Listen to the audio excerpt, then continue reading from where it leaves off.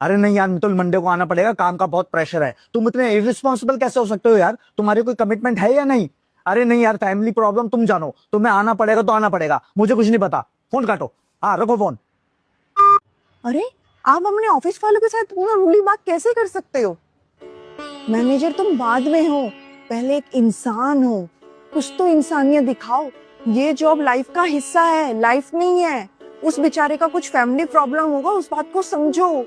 रिश्तों की कोई डेडलाइन नहीं होती मिस्टर क्रिएटिव मैनेजर।